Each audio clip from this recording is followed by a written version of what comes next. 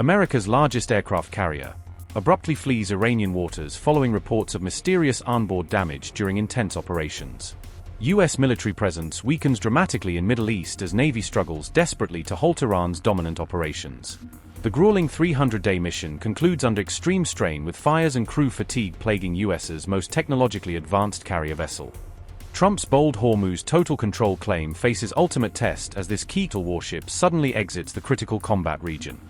The USS Gerald R is set to head back to the United States after deployment marred by persistent technical and operational issues, according to a Washington Post report. This record-breaking deployment has stretched beyond 300 days and has taken the carrier through multiple conflict zones, including the Eastern Mediterranean and the Persian Gulf region. U.S. officials told the Washington Post that the Ford will leave the Middle East in the coming days and is expected to return to its home port in Virginia by mid-May. Currently stationed in the Middle East, this deployment will end up as the aircraft carrier's longest in modern U.S. naval history, outpacing previous long-haul missions. During its time at sea, the Ford has broken the U.S. Navy's post-Vietnam War record for continuous deployment, having surpassed 295 days without returning to a home port. However, the long mission has also exposed frequent operational strains inside the carrier, ranging from equipment failures to disruptions in routine maintenance cycles. A fire in the ship's laundry and related storage spaces forced the Ford to break away from its forward operating area and return temporarily to the Mediterranean for repairs and damage assessment. The fire in one of the ship's compartments disrupted living conditions on board, affecting hundreds of sailors who had to deal with temporary reallocations, noise, and reduced access to normal facilities. The extended deployment has raised broader concerns about crew fatigue, the growing challenge of maintaining advanced systems far from home. The Ford's return to the United States is expected to provide much-needed maintenance, deep cleaning, system upgrades, and recovery time for both the vessel and the personnel who have been at sea for months. However, the departure will also reduce the visible U.S. military footprint in the Middle East at a time when the truce with Iran remains fragile and naval tensions in the Strait of Hormuz are still high. The carrier's exit also comes as President Trump, on April 29, claimed that the U.S. has established control over the Strait of Hormuz. We're not going to let Iran have a nuclear weapon. And we've knocked out their Navy, we've knocked out their Air Force, we've knocked out their anti-aircraft, everything, apparatus, everything they have, their radar. They have very little left. And they have some missiles, a small percentage. They have a small percentage of missile-making facilities. We knocked out about 80% of them. The rest could come very quickly if we don't make a deal. They're not going to have a nuclear weapon. They know it, and just about everybody else does. President, regarding Iran, how long are you prepared to maintain the blockade? Could that go several more months? Well, the blockade is genius, okay? The blockade has been 100% foolproof. It shows how good our Navy is, I can tell you that. Nobody's going to play games. We have the greatest military in the world, and I built much of it during my first term, and we've been building it since. And the greatest anywhere in the world, nobody even close. And you see that whether it's Venezuela, and they have a good military in Venezuela, but it was over in one day. It was actually over in about 48 minutes. Iran, the same thing. I mean, militarily, we've wiped them out. They have no military left. It's all the Navy's at the bottom of the sea. The Air Force is never going to fly again. We've got an amazing military. Now they have to cry uncle. That's all they have to do. Just say, we give up. We give up.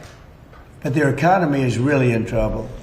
So it's a dead economy. Will Operation Economic Fury and the blockade get Iran to nuclear talks fast enough, or do you think another wave of strikes will be necessary? I don't know. It depends. We have talks. We're having talks with them now, and we're not flying anymore with 18-hour flights every time we want to see a piece of paper. We're doing it telephonically, and it's very nice. I make a call, or I have my people make a call, and you know the answer. I always like face-to-face. I consider it better. But when you have to fly 18 hours every time you want to have a meeting, and you know what the meeting's all about, and you know they're going to give you a piece of paper that you don't like before you even leave, it's ridiculous. They've come a long way. The question is whether or not they're going to go far enough. So at this moment, there will never be a deal unless they agree that there will be no nuclear weapons. Iran's firm defiance against the US naval blockade in the Strait of Hormuz continues to shape the escalating standoff at sea. On April 28, Tehran issued a strong statement underlining what it described as its non-negotiable red lines regarding the strategic waterway. Iran reiterated that it is not a signatory to the United Nations Convention on the Law of the Sea and is therefore not bound by its provisions. The clarification was delivered through Iran's permanent mission to the United Nations in an official statement released the same day. Tehran defended its actions in the strait, asserting that it has the sovereign right to secure and regulate activity within its territorial waters.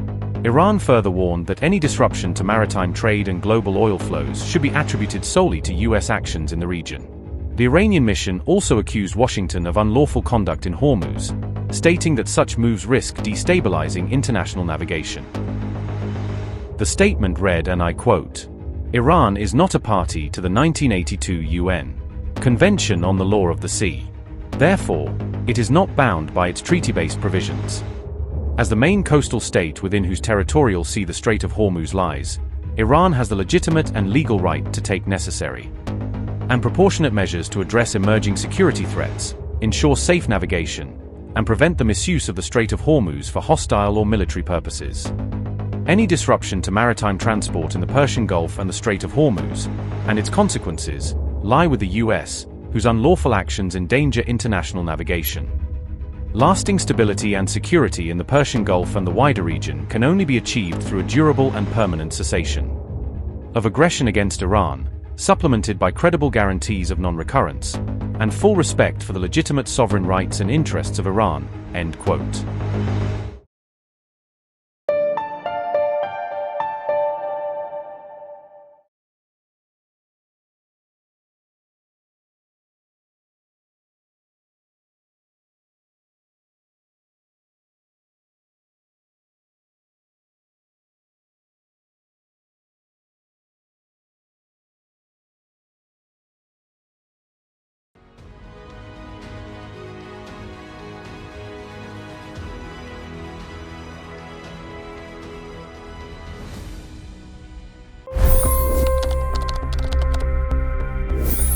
$25 crore गरीब गरीबी को परास्त करके बाहर निकले। For the good of our nation, let's work together and let's truly make America great again. The fastest news breaks. Requested PM saying that look, you will have to speak to Putin and to Zelensky. The biggest news makers. The relationship with India is probably the most important bilateral relationship the US will have for the rest of this century. The capital delivered quite an election result today. Expert analysis. The million-dollar question today is how to stop this dance of death. Ground reports. I'm standing at the crossroad of the Kumbh Mela. Behind me are more than 100 entry ghats. Long-form interviews. Exclusionary politics is reflected in Manipur case as well. You don't bother because this is a small state. Deep dive into burning issues. It's often said DRC could be the richest country in the whole world. It's because of what sits underneath. Why exactly did the US topple the Sheikh Hasina government? HT videos. We don't just break news, we break it down.